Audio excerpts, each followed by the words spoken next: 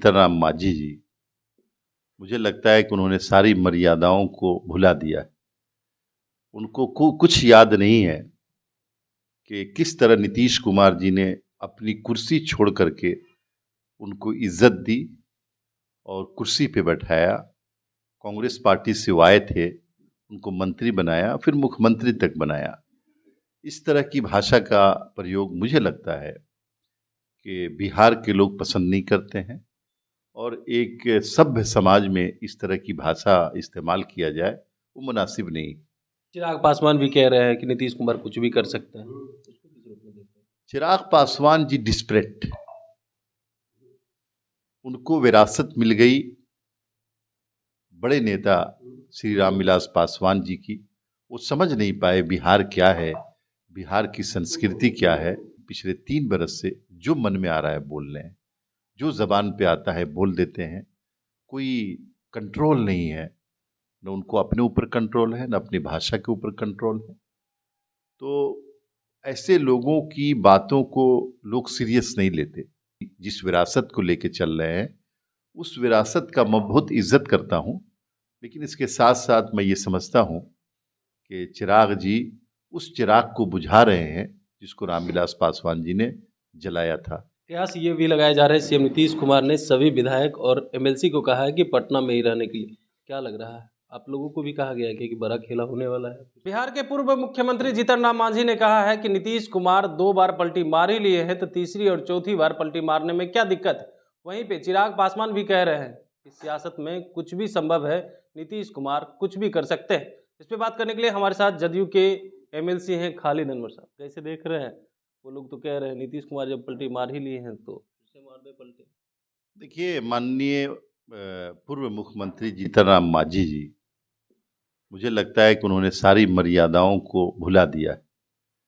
उनको कुछ याद नहीं है कि किस तरह नीतीश कुमार जी ने अपनी कुर्सी छोड़ करके उनको इज्जत दी और कुर्सी पे बैठाया। कांग्रेस पार्टी से वो आए थे, उनको मंत्री बनाया, फिर मुख्यमंत्री तक बनाया। इस तरह की भाषा का प्रयोग मुझे लगता है कि बिहार के लोग पसंद नहीं करते हैं और एक सभ्य समाज में इस तरह की भाषा इस्तेमाल किया जाए वो मुनासिब नहीं। नीतीश कुमार जी ने पलटी कभी नहीं मारी।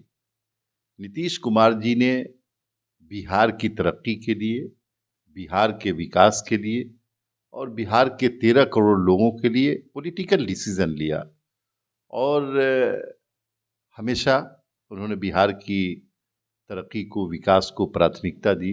कभी अपने परिवार, अपनी फैमिली या इस तरह के चक्कर में वो नहीं पड़े। आज जीतन राम मांझी जी इस तरह की बात कर रहे हैं, गलत है, ऐसी बात नहीं करनी चाहिए।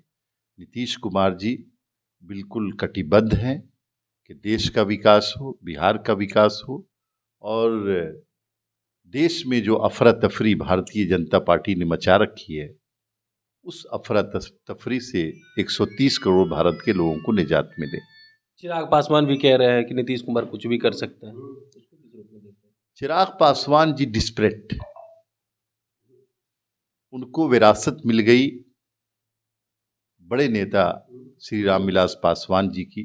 वो समझ नहीं पाए बिहार क्या है, बिहार की संस्कृति क्या है और बिहार में राजनीति कैसे की जाती है, किन वर्गों की राजनीति की जाती है और कैसे की जाती है। चिराग पासवान जी पिछले 3 बरस से जो मन में आ रहा है बोल रहे हैं, जो जबान पे आता है बोल देते हैं। कोई कंट्रोल नहीं है, न उनको अपने ऊपर कंट्रोल है, न अपनी भाषा के ऊपर कंट्रोल है। तो ऐसे लोगों की बातों को लोग सीरियस नहीं लेते। मैं चिराग पासवान जी जिस विरासत को लेके चल रहे हैं, उस विरासत का मैं बहुत इज्जत करता हूँ, लेकिन इसके साथ साथ मैं ये समझता हूँ कि चिराग जी उस चिराग को बुझा रहे हैं जिसको रामविलास पासवान जी ने जलाया था गरीबों के घरों में।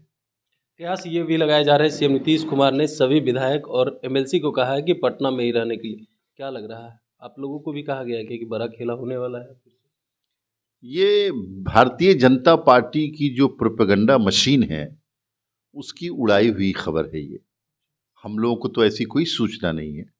हम लोग अपने काम में लगे हुए हैं। हम लोग इस बात में लगे हैं कि कैसे बिहार आगे बढ़े, कैसे देश आगे बढ़े। ये खबर कहाँ से आपके पास आई, कैसे आई, और कौन है जो इस तरह की खबरें किस कारखाने में जनरेट हो रही, बन रही हैं और आप लोगों तक आ रही हैं। आप लोग देखिए, इसको सूत्रों को गौर कीजिए, कौन सा सूत्र है उसको देखिए और खंगालिए।